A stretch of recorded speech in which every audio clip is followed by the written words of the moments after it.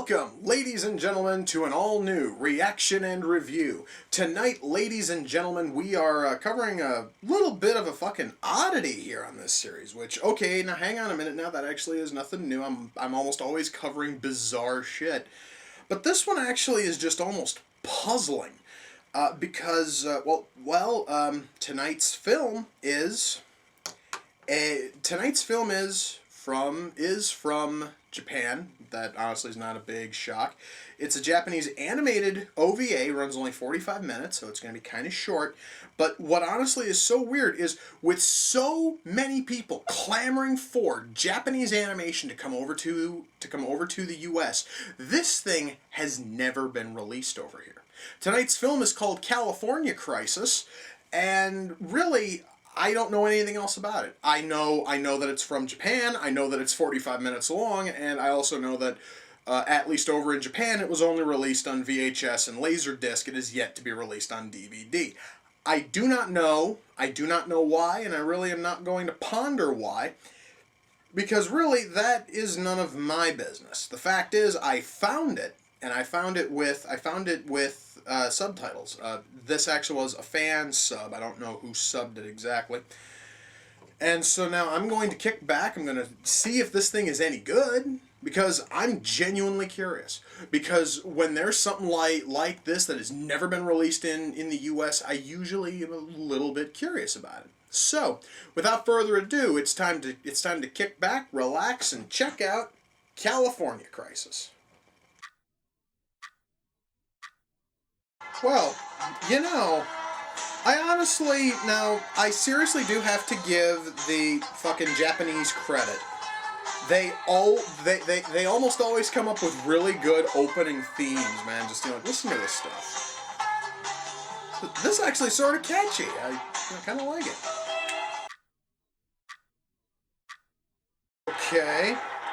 Now, I honestly can understand the semi going off the cliff, but why did he? The fucking thing didn't even touch him. I really do hope that this film attempts to explain what the fuck's going on, because it has been going for a couple of minutes now. I have no clue what in the hell is going on. But the only thing I know is that there are a bunch of dudes and they're looking for a mystic bowling ball. And no, I'm not going to call it anything else. It looked like a fucking bowling ball. There's no explanation beyond that, but there's still about a half hour left. Let's hope, So, wait a minute. So now we have the Russians involved in this? There's still no explanation as to what the fuck that goddamn bowling ball is, but apparently now the US government and the Russian government both want it, so I don't know why. I wish I knew. Guys, I normally don't, often mention this, but just listen to that. This movie, or this fucking OVA rather, has a fucking phenomenal soundtrack. I love this stuff. See, this is some good music, guys. Okay. I believe they are finally explaining things here. Apparently the bowling ball is something called a space mind. But that's all that we're getting. But hell, you know what now? That actually is plenty of fucking explanation for now. I mean, hell, it actually is better. It is a hell of a lot better than nothing.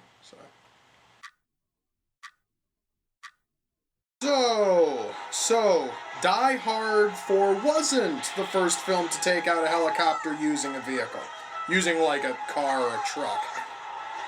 You really do learn something new every fucking day. Damn. Well, that ending kind of sucked a little bit, but at least it ends with this awesome song again, so. And no matter how much I would love to just sit here and just listen to this, I really do have to shut it off, because I now need to get into the review portion of this thing. First of all, I would like to say that, well, oh man, the first thing I really have to talk about with this thing has to be the art style.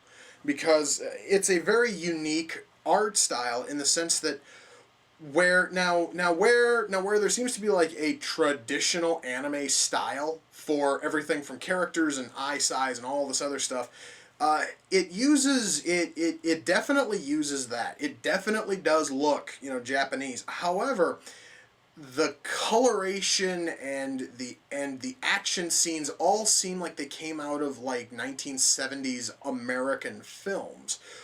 70s and also the 80s. So I mean, this actually is like a nice little like mixture of the two, and it really is pleasing to look at in still images.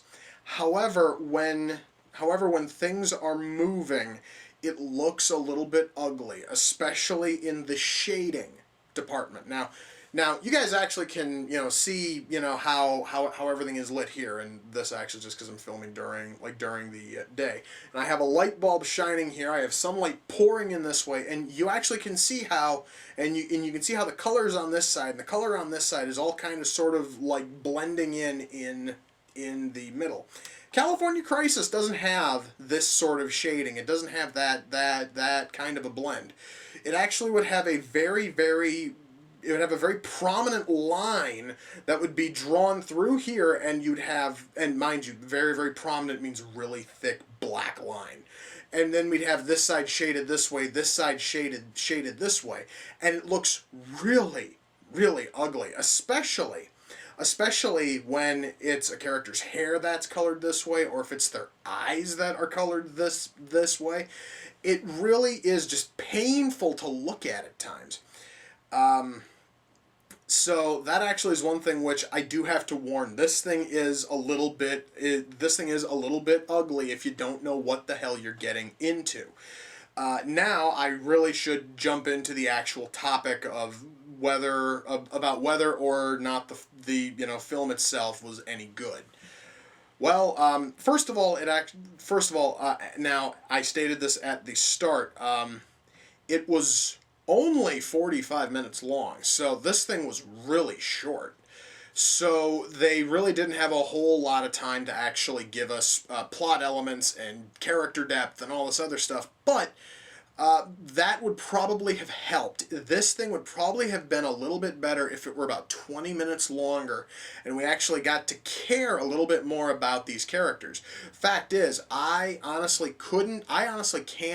can't even tell you the names of the characters because everybody is possibly mentioned by fucking name like twice at best. So I have absolutely no idea what in the hell anybody's names are. And when it comes to the two characters, about the only thing I can call them are bubbly fucking teenager and alcoholic dude. Like, that's all I have. The actual story itself is also a little bit schizo in the sense that it really doesn't fucking want to give you details. And even when they sit down and they just dump a shit ton of detail at you, it's still not enough to really explain everything. There actually was mention of fucking Russians earlier, and that plays almost nothing in there outside of, well, the Russians being mentioned twice and the possibility of the Russians being the ones who were involved in one or more of the chase scenes. However, all of that is left a complete and total mystery, so you have no fucking clue. Oh man, what else is there? The acting actually was, pretty good, and I stated this a few times. The soundtrack is absolutely phenomenal. I am really tempted to go and look for a soundtrack for this thing because it really only had about 4, possibly 5 songs, but those 4 or 5 songs were really good, man. Honestly though, shit. If I really had to if I really had to recommend this, I probably would, specifically because it is such a fucking oddity. I mean, this thing is just so different that you almost have to check it out. This basically was the Japanese attempting to make a fucking American action film. And it kind of worked because it actually has the same kind of mindless fun that a whole lot of action films brings, except it's a little bit skimpy on details, which granted is a lot like a lot of action films, but not like the good ones. So you could basically look at this almost like a parody of bad American action flicks, and if you happen to go into it with that kind of a mindset, you're probably going to enjoy it a hell of a lot more than I did. So yeah, by all means, guys, go out and look for this thing because hey, after all, it is only 45 minutes long. It seriously is not going to eat a shit ton of time off you. So really, you probably would not feel horrible after watching it. I mean, hell, guys, come on. I actually thought it was a little bit fucking below average, and even I'm recommending it, and that's not normal.